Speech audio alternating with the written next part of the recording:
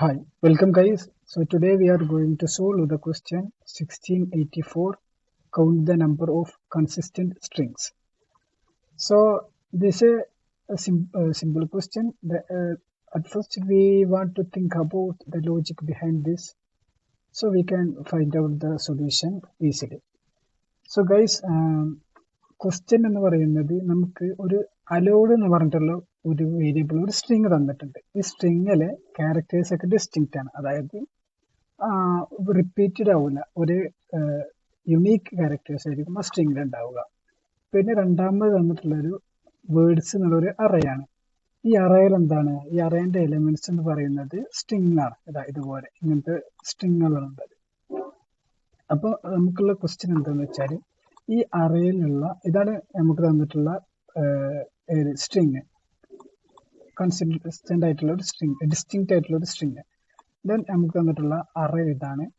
ഈ അറയിൽ കണ്ടോ ഓരോ സ്ട്രിങ്ങുകളാണ് എലമെന്റ് ആയി വരുന്നത്. എന്നിട്ട് ഈ എലമെന്റ്, അതായത് ഈ സ്ട്രിങ് എലമെന്റ് കൺസിസ്റ്റന്റ് ആണോ എന്നാണ് നമുക്ക് ചെക്ക് ചെയ്യേണ്ടത്. കൺസിസ്റ്റന്റ് ആണോ എന്ന് ചെക്ക് ചെയ്യാൻ മീൻസ് ഇവിടെയുള്ള കണ്ടീഷൻ കൺസിസ്റ്റന്റ് ആവാനുള്ള കണ്ടീഷൻ എന്താണെന്ന് വെച്ചാൽ ഈ അറേന്റെ എലമെന്റ്സിന്റെ എല്ലാ ക്യാരക്ടേഴ്സും ഈ അലോഡ് എന്നുള്ള സ്ട്രിങ്ങിലും ഉണ്ടായിരിക്കണം എന്നുള്ളതാണ്. ഓക്കെ, അങ്ങനെ എത്ര കൺസിസ്റ്റന്റ് ആയിട്ടുള്ള എലമെന്റ്സ് ഈ ഒരു അറയിൽ ഉണ്ട് എന്നുള്ളതാണ് നമുക്ക് റിട്ടേൺ ചെയ്യേണ്ടത്. ഇപ്പൊ ഈ എക്സാമ്പിൾ നോക്കുകയാണെന്നുണ്ടെങ്കിൽ ഇപ്പൊ നമുക്ക് എ ബി എന്നുള്ള ഒരു ഡിസ്റ്റിങ്ക്റ്റ് സ്ട്രിങ് തന്നിട്ടുണ്ട്. പിന്നെ വേർഡ്സ് എന്നുള്ള ഇത് തന്നിട്ടുണ്ട്, ഒരു അറയും തന്നിട്ടുണ്ട്. ഈ അറയിൽ എന്താണ് സ്ട്രിങ് എലമെന്റ്സ് ആണ്. ഓക്കെ, പിന്നെ ഔട്ട്പുട്ട് നോക്കാം. ഔട്ട്പുട്ട് 2 എന്നുള്ളതാണ്, അതായത് രണ്ട് ഡിസ്റ്റിങ്ക്റ്റ് എലമെന്റ്സ് ആണ് ഈ അറയിലുള്ളത്. എങ്ങനെ ഡിസ്റ്റിങ്ക്റ്റ് ആയി? എ ഡി എടുത്തു നോക്കിയാൽ എന്തല്ല, എ ഉണ്ട് പക്ഷെ ഡി ഇല്ല അല്ലെ, അപ്പോ ഇത് ഡിസ്റ്റിങ്ക്റ്റ് അല്ല.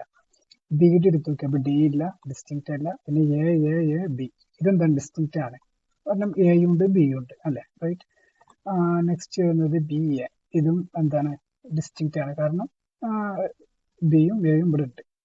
ദെൻ ബി എ ഡി എന്തില്ല ഇല്ല. അപ്പൊ ഈ രണ്ട് എലമെന്റ്സ് മാത്രം ഡിസ്റ്റിങ്ക്റ്റ് ആയി വരുന്നത്. അതാണ് നമ്മുടെ ഔട്ട്പുട്ട് കിട്ടിയിട്ടുള്ളത്. ഓക്കെ, ഇതാണ് അപ്പോൾ ലോജിക്ക്. അല്ല, ക്വസ്റ്റ്യൻ ഇതാണ്.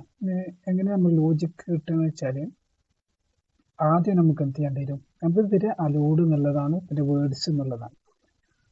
അലോഡ് എന്നുള്ളത് ഒരു സ്ട്രിങ് ആണ്, വേർഡ്സ് എന്നുള്ളത് അറയാണ്.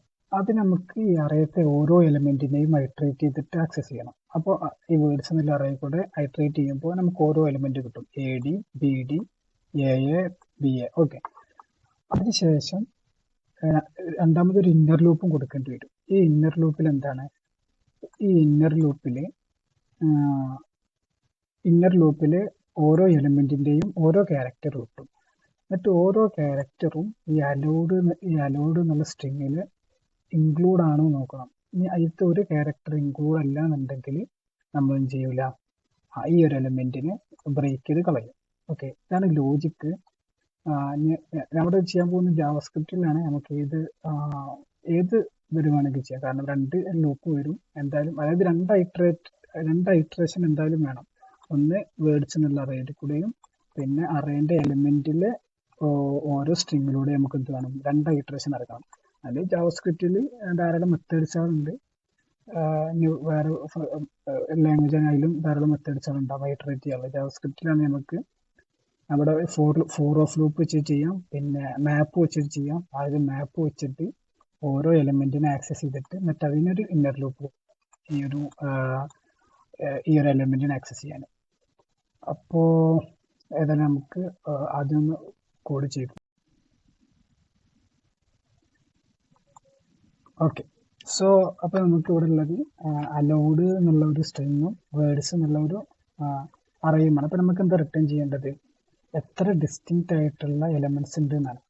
അപ്പൊ ഒരു കൗണ്ടാണ് റിട്ടേൺ ചെയ്യേണ്ടത്. അപ്പൊ നമുക്ക് അതിന് വേണ്ടിയിട്ട് ഒരു ആൻസർ എന്നുള്ള എന്തെങ്കിലുമൊക്കെ പറഞ്ഞിട്ട് ഒരു വേരിയബിൾ ഡിക്ലെയർ ചെയ്യാം. ഫസ്റ്റ് എന്താ ചെയ്യാൻ പോകുന്നത്, ഫസ്റ്റ് നമുക്ക് എന്ത് ചെയ്യാം, വേർഡ്സ് എന്നുള്ള അറയെ നമുക്ക് ഐട്രേറ്റ് ചെയ്യാം. നമ്മുടെ ഒരു ഫോർ ലൂപ്പാണ് ഉപയോഗിക്കുന്നത്. അത് ഒരു ഫോർ ഓഫ് ലൂപ്പ് എന്ന് പറഞ്ഞിട്ട് ജാവാസ്ക്രിപ്റ്റിൽ ഒരു ഇതുണ്ട്. അത് നമുക്ക് സാധാ ലൂപ്പ് വെച്ച് ഉപയോഗിക്കാം. ഇതാകുമ്പോൾ ചെറിയൊരു എളുപ്പമാണ്. അതുകൊണ്ട് നമുക്കത് str ആണ് ഉണ്ടാവുക, ഓഫ് വേർഡ്സ്. ഇറ്ററേറ്റ് ചെയ്തെടുത്തിട്ട് എന്നിട്ട് ഇനി ഇന്നർ ലൂപ്പ് കൂടി കൊടുക്കാം. ഇന്നർ ലൂപ്പ് അതെന്താണ് ആ STRലൂടെ സ്ട്രിങ്ങിലൂടെ ഇറ്ററേറ്റ് ചെയ്യണം. അപ്പോൾ ഓരോ ക്യാരക്ടർ ആയിരിക്കും ക്യാരക്ടർ ഓഫ് STR. അതിനുശേഷം നമ്മൾ ഓരോ ക്യാരക്ടറും ഈ ഒരു അലോഡ് എന്നുള്ള സ്ട്രിങ്ങിൽ ഉണ്ടോ എന്ന് ചെക്ക് ചെയ്യണം. ഉണ്ടെന്നുണ്ടെങ്കിൽ എന്ത് ചെയ്യണം, അലോപ്പ് ബ്രേക്ക് ചെയ്യാം. ഇല്ലാന്നുണ്ടെങ്കിൽ നമുക്ക് എന്ത് ചെയ്യാം, ഈ ലൂപ്പ് ഫുള്ള് ഐറ്ററേറ്റ് ചെയ്ത് വരികയാണെന്നുണ്ടെങ്കിൽ നമുക്ക് എന്ത് ചെയ്യാം, ഈ ആൻസർ ഇൻക്രിമെന്റ് ചെയ്ത് കൊടുക്കാം. ഒരു റിട്ടേൺ ആൻസർ ചെയ്താൽ മതി. അപ്പോൾ character of string allowed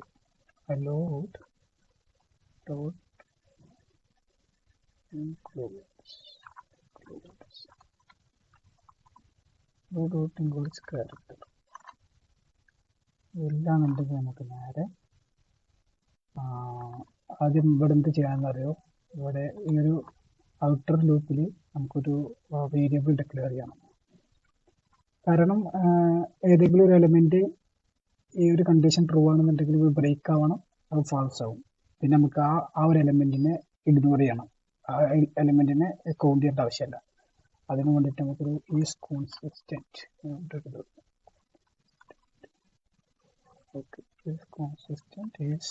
true ആയിട്ട് എന്ത് ചെയ്യാം, സെറ്റ് ചെയ്യാം. ഇങ്ങനെ കണ്ടീഷൻ ട്രൂ എന്നുണ്ടെങ്കിൽ ഈസ് കോൺസിസ്റ്റന്റിന് നമുക്ക് ഫാൾസ് ആയി സെറ്റ് ചെയ്യാം. ഓക്കെ, അതുപോലെ തന്നെ ലൂപ്പ് ബ്രേക്കും ചെയ്യാം. അതായത് ഏതെങ്കിലും ഒരു ക്യാരക്ടർ, ആറ് എലിമെന്റിൽ ഏതെങ്കിലും ഒരു ക്യാരക്ടർ അലോഡ് ഇല്ല എന്നുണ്ടെങ്കിൽ അത് ബ്രേക്ക് ആവും. എന്നിട്ട് നമുക്ക് ഈ ഒരു ഇന്നർ ലൂപ്പിന് പുറത്ത് വന്നിട്ട് ഈസ് കോൺസിസ്റ്റന്റ്, അതായത് എല്ലാ എലിമെന്റും അവിടെ ഉണ്ടെന്നുണ്ടെങ്കിൽ ഈസ് കോൺസിസ്റ്റന്റ് ഡിഫോൾട്ടിൽ ട്രൂ ആയിട്ട് അവിടെ നിൽക്കും.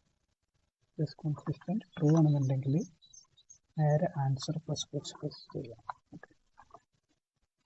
Return answer.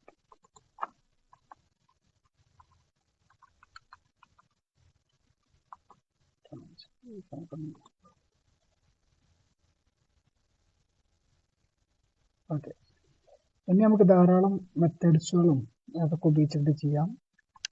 ഇനി അതായത് ഒരു സെറ്റിലേക്ക് ചെയ്തിട്ട് അങ്ങനെയും ചെയ്യാം. കാരണം ഇപ്പം നമ്മുടെ നേരെ ഈ അലോഡ് എന്നുള്ള സ്ട്രിങ്ങിലാണ് സെർച്ച് ചെയ്യുന്നത്. അതിന് പകരം ഈ അലോഡ് എന്നുള്ള സ്ട്രിങ് ഒരു സെറ്റിലേക്ക് അസൈൻ ചെയ്തിട്ട് ആ സെറ്റിൽ നമുക്ക് എന്ത് ചെയ്യാം, സെർച്ച് ചെയ്യാം. അപ്പം എന്ത് ചെയ്യും, ഹാസ് എന്നുള്ള മെത്തേഡാണ് അതിനുള്ളത്. ഇങ്ങനെ ചെയ്ത് കഴിഞ്ഞാൽ നമുക്ക് വലിയ ഒരു സ്ട്രിങ് ഒക്കെ ആയിരുന്നുണ്ടെങ്കിൽ, വലിയ ഡാറ്റ ഉള്ള സ്ട്രിങ് ആണെന്നുണ്ടെങ്കിൽ സെർച്ച് ചെയ്യാനൊക്കെ എളുപ്പമായിരിക്കും. ആ ഡാറ്റ സ്ട്രക്ചർ നോക്കുമ്പോൾ അതായിരിക്കും ടൈം കോംപ്ലക്സിറ്റി വളരെ കമ്മിയായിട്ടുള്ളത്. അതിനു വേണ്ടിയിട്ട് നമുക്ക് വേണമെങ്കിൽ ഒരു എന്ത് കൊടുക്കാം, അലോഡ് സെറ്റിൽ ന്യൂ സെറ്റ് എന്നാണ് പോലെ സെറ്റ് ക്രിയേറ്റ് ചെയ്യുന്നത്. നമുക്ക് അലോഡ് കൊടുക്കാം. അലോഡ് എന്നിട്ട് ഈ ഇവിടെ അലോഡിൽ സെർച്ച് ചെയ്യുന്നതിന് പകരം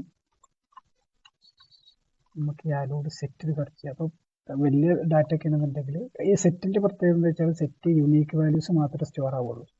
അപ്പോൾ ധാരാളം ഡ്യൂപ്ലിക്കേറ്റ് വാല്യൂസ് ഒക്കെ ഉണ്ടെങ്കിൽ യുണീക്ക് വാല്യൂസിൽ മാത്രം സ്റ്റോർ ആവുന്നത് നമുക്ക് പെട്ടെന്ന് ആ വാല്യൂസ് ഇതായി കിട്ടും. അതാണ് പെട്ടെന്ന് വാല്യൂസ് ഫോൾഡ് ആവും.